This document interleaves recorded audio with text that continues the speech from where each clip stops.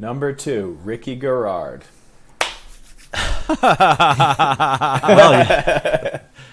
Well, you had the first three letters right. A different Rick. Yeah, so obviously, there's much to be said here about the comparison between Rich Froning and Mat Fraser. I did a study between these two guys in 2018, and if you don't mind, Sevan, I'd just like to read you something here that I wrote back then, because I think it really puts into perspective what's going on with these two guys, especially relative to anyone else. Because at the end of the 2018 season, both Rich and Matt had competed 5 times at the CrossFit Games as individuals. During those the 5 years that they competed, Rich was second once and first 4 times. Matt was second twice and first 3 times.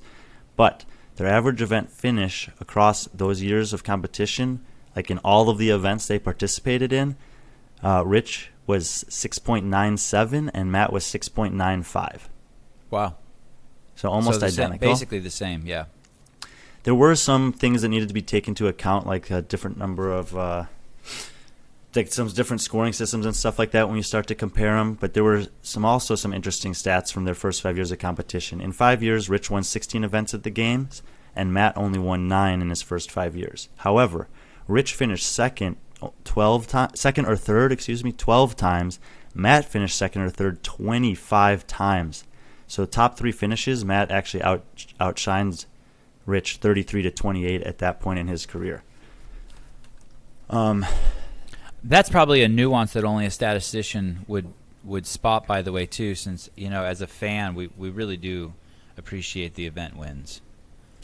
Yeah, but it's like when I think about some other sports, like Roger Federer's got a ton of career majors, but he also has finished second like 10 times, and in addition to winning 20 times. It's like pretty significant stuff, whereas one of his chief rivals, Rafael Nadal, has 20 wins. He doesn't have that many runner-ups because he had to deal with injuries, so he wasn't as consistent over time. So I think it's a relevant thing to talk about.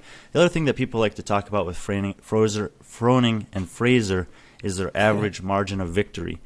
And obviously Matt had only won 3 times at that point, but he did win those 3 years by an average of 211 points, whereas in Rich's 4 years of winning, he averaged 93-point margin of victory, so less than double.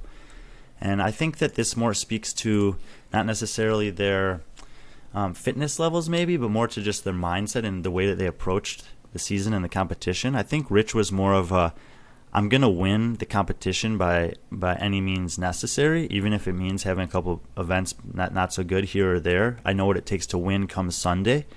Whereas Matt had this like unrelentless desire to win every time he stepped on the floor. And so he was attacking event after event after event, where Rich seemed to just have more of the big picture of the game's weekend in mind. And he said, it doesn't matter so much what happens on Thursday, Friday. I just have to make sure that by Sunday I'm on top. Another interesting thing, too, and Hobart, I'm totally open to being wrong about this, but Rich is really good at CrossFit. Like really, and by that I mean Sunday. Rich is really good at CrossFit, because isn't Sunday really sort of anecdotally the CrossFit day at the CrossFit Games? I don't know. Yeah, anecdotally I would say that. And I definitely agree with that. But I think at the same time, Matt is really good at CrossFit. But I think what you're saying is like Rich doesn't have a ton of event wins in like the single modality stuff, or like, things like, I don't know, a bike race or something where there's a lot of odd object stuff. Is that kind of what you're getting at? Sure. Not that I don't know how to describe it exactly, but he was very confident when Sunday would come along, because we knew that those were going to be where the barbell cycling would show up, the DTs, the Frans, the rope climbs. Like he was going to handle his business on those days. Like he was really, really good at CrossFit. Another thing to throw out there real quick is both of these guys, and Rich was extremely notorious for this, they didn't leave anything in the judges' hands. Rich never left anything in the judges' hands. His reps are fucking solid. He would rather make sure every rep is perfect than beat you with speed. And that lockout in the picture that Ryan's chosen here is indicative of that. I mean, that there's never any controversy around the guy. No, completely agree with that. And what you're saying is completely true. In 2014, he won all the events on Sunday. In 2013, he won all the events on Sunday. In 2012, he went 2 for 3 in the 3-part final, only losing the final event Fran to Scott Panchik and a couple other guys. But by that point, he'd locked up the win. He won the final event in 2011.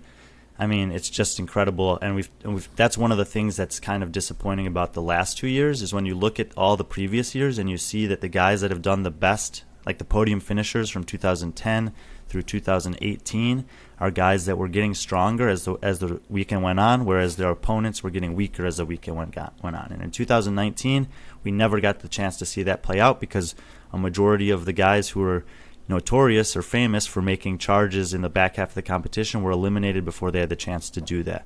And we could say that it's their fault for not navigating the season that way, the way that it was meant to be navigated. But when we talk about the CrossFit Games historically and from what it has always been, there is this, ever since 2009 really, when Dave really upped the ante in terms of the quantity of events and duration of the time and difficulty of the test, that's one of the factors. And it's like you can say, oh yeah, I finished this event here, this event there, but it's like, no, how well did you manage the totality of the test? And that is relevant at the CrossFit Games, and I think it should be. And Rich is amongst the arguably the best at that. Another note about Chris, and you guys tell me if this is right, is he never had a coach. Rich, you mean? Yeah. What did I say? Who did I say? Chris. Oh. Who's Chris? Yeah, I don't know. Rich Froning. That was his coach. Rich never had a coach, did he? I think he always just brought Darren as his coach. Yeah. Yeah. Darren's the winningest CrossFit coach in the history of CrossFit. If there was a CrossFit coaches top 10, he would be on the top of it, I think. I mean, maybe he had a boyfriend or a confidant, with him, in an amazing support team. But Rich pretty much did all of his own programming. I think except for all like the specialty stuff running. Rich, I think once told me that Rich Froning coaches Rich Froning, but I don't want to quote him on that. I might have dreamt it. And so what does that mean? I'm not suggesting that having a coach or not having a coach is good. What I'm suggesting is that he's honest with himself about his weaknesses, and so he worked on them. I think that's one of the, from my layman's eye, one of the definitive components of having a coach or not having a coach is just being able to be honest with yourself. Do the stuff that Mat Fraser, Mikko Salo, Rich Froning did. If they thought they were weak at something, they would lock themselves in a closet. I mean, Matt has that famous story where he sucked at running, so he joined the high school track team and let the high schoolers beat him up until they couldn't. So, I mean, it's a winning mentality at all costs, winning over I don't know what it's over, but it seems to be the a definitive characteristic. Let's transition to Fraser on that point then, because obviously he comes in at number 1 on this list, and all the stats that I was giving before were only talking about his first 5 years of individual competition, because Rich only competed for 5 years, and when I made that analysis, I included at the very end, Matt's career is not over yet, and he's probably going to continue to build on that legacy, which he obviously did in 2019 and 2020. And as many times as we've said that those years were outliers, the thing that didn't change, no matter what the circumstances were, was who was the fittest. And Matt still rose to the top, and he overcame a variety of different challenges that weren't all necessarily fitness related to do that. He ends up retiring this season. Currently now he has 29, arguably 30 event wins at the CrossFit Games total. Now 14 of those come from the 2020 CrossFit Games alone. And you say, okay, well, that's kind of weird that you'd have half your event wins come from one season. So why is that? Twofold. One, the second stage of the games, there was only 5 people competing. So if usually you have to beat 39 guys to get an event win, you only had to beat 4. So it's kind of weird to consider those on the same caliber of event wins as Rich's 16. But when you look at stage 1 of the games, there were still 30 guys competing. There were 7 events. 4 of them were CrossFit events, like classic CrossFit events, and 2 of them were single modality, one weightlifting, a handstand hold, and a row event. And he won the 4 CrossFit events: Friendly Fran, Damn Diane, Nasty Nancy it was called, and Awful Annie. He won all 4 of those. And so when you talk about Rich being good at CrossFit and good at those Sunday-type tests, I mean, Matt was 4 for 4 in his last year of competition against that field in the classic CrossFit domain workouts. And 5 titles, 2 runner-ups, and if you look at his off-season resume, I don't think he's lost a live competition since losing to Ben Smith in 2015 at the Games. I think it's undisputed number 1. Let me ask you this. Did you consider the fact that when Rich and Matt were both at the CrossFit Games together, Rich did beat him? Yeah, I mean, obviously that's the case, but Rich also didn't win in his first season, and if you're talking about a guy breaking into the scene, going up against the current best of all time, beating Kalipa to finish third, beating all those other guys I listed that were just behind Kalipa that year, that's a pretty impressive start to his career. I think if anything, like the bigger question is how come he wasn't able to beat Ben Smith in 2015? But, that's just a testament to how difficult it is to win. And he has admitted that his off season wasn't as dialed in as it could have been that year, that he wasn't making the best diet choices, lifestyle choices. And he made a commitment after that to put all of that aside. He wrote about it in Mat Fraser or Why I'm Retiring article that Morning Chalk Up published last January. And he talks about these crazy sacrifices that he made and like really minute decisions he made to make sure that he was giving himself every single opportunity to win, and that's what he relentlessly did. Let me ask you this as a hypothetical, and you don't have to answer this obviously, but what if Rich would have beat Graham that year? What if Rich would have climbed the rope and beat Graham? Would you put him at number one? Probably still not at this point. After 5 years, yeah, maybe. But I think that whether it really matters or not, that Rich and Matt seem to have this different mentality they talked about going into the games. I mean, Matt has less career finishes in the bottom 10, less career finishes in the bottom 20, more career finishes in the top 10, more career finishes in the top 3. Like, he's just been better across the board relative to the fields. And like James talked about earlier, the fields are deeper and more competitive, and it's more difficult to get there to begin with now than it was in 2010, 11, 12. Just a quick digression. Michael, just so you know, we will be putting a clean audio version of this on YouTube. We're really sorry that Brian's audio is breaking up because he is actually plugged into the router now. We did a speed check before. Everything was fast and fine. We have no idea what's going on, so we apologize. But this will be fixed on the final output, which should be up later tonight. Are you okay, Hobart? I know that with the Fraser Froning 1-1-2. What is your? Are you struggling with that? I'm torn up over here, man. No, honestly, I feel the same way about this with Brian's criteria. I think if Froning competed at individual a couple more years and beat Matt again, if that had happened, I think this story is different.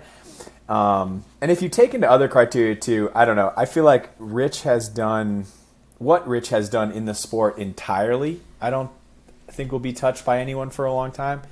But man, just the way Matt, two things, like Brian said. One, his competing outside of the CrossFit Games season and his success there, I think that's really hard to deny. That was something Rich never really got involved in.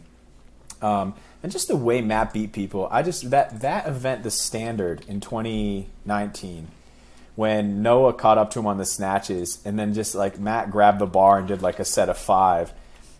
I think there were times when Matt held back even when he was beating people or winning people at the games. And the times where you got to see him just kind of flip that switch and go for it. There's this story.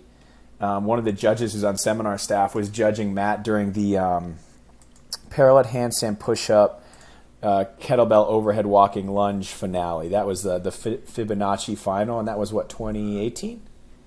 Brian? The Fibonacci finale was, I think it was 2017, because then Fibonacci came back in 2018. The one with it finished with the kettlebell overhead walking lunges, and it had parallel handstand push-ups in it. And I think, Matt was sort of like hanging on and a little bit in the lead or like neck to neck with everybody. And he looked down at the judge and say, hey, should I turn it on now? And then just finish the thing unbroken. I think there was even levels of his fitness that we didn't really get to see in competition. The online event in 2019 that he demolished, I think, were extraordinary. 20. When was Damn Diane? Yeah, 2020. Yeah. So yeah, I'm not torn up about it. I think with this criteria, I'm not torn up about it.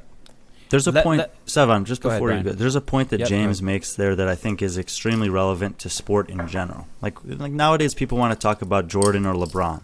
What you have to realize about Michael Jordan is not only was he the best or second best basketball player of all time, but he paved the way for professionalism in basketball and redefined that for what the sport could sustain in terms of sponsorships and outside endorsement deals. Tiger Woods did that for golf, and Rich Froning did that for CrossFit. He Yes. made it possible to be a professional athlete in this sport off the competition floor. Based on your performance on the floor, you could create opportunities for yourself off the floor that allowed people like Mat Fraser and Tia-Clair Toomey and all the other people that are now professionals in the sport to have the opportunities they have. And that is something that no matter how good any other athletes ever become and might surpass them in terms of physical feats or accomplishments, that he alone can really lay claim to. I want to say this about Rich. I think that there's never been a more charismatic CrossFitter in the men or women's side of the field. He was the complete package. That being said, I don't think, and we'll get to this here on the next episode here, which we will take a small bathroom break and get to. We're going to do the top 10 women. I don't think psychologically defeating there's a more potent athlete, basically, that gets in the head of their athletes than Tia-Clair Toomey. I think that and I could be wrong, but that's just my opinion on it. That being said, Matt also had that more so than Rich. I think that people thought that they could beat Rich, however small that is. I don't think people thought that they could beat Matt. He when he was out on the field of play, I think it was bad for everyone's head. The same way, and I think it's even worse for the females when they see Tia. I just think it's a psychological head fuck. Do you have thoughts on that, Hobart? No, I do agree with that. And I think that just had to do with how, when Matt started winning, the margin that he was beating people at. And people, remember that trail run when they went back to the ranch and then Matt smashed everybody at it? And there were kind of these upsets that Matt put out where you were like, this is that weird one-off event where people will beat Matt. And then they just didn't. And it did seem like hopeless. But yeah, I agree with Brian as far as what Rich did in the sport for upcoming athletes. But as far as Matt's competitive dominance, I do think it's hard to touch. And the only person I think who comes close and will surpass it if she stays on is, I think, Tia can if there was an all-time list in terms of competitive dominance, I think she could sit on top of that. And I'd like to see that. But right now I still think it's Matt. Yeah, I'd like to see that too. So I guess to clarify what I'm saying, in the order of who was I think that there were some very few, but some people who went out there who thought they could beat Rich. I think Khalipa thought he could beat him, and then I think that there were some people who thought that maybe there's a chance in hell they could beat Matt. But I don't think anyone walks out onto the field and thinks they can beat Tia. I think she is in everyone's fucking headspace, and it's. I don't envy the women, that's for sure.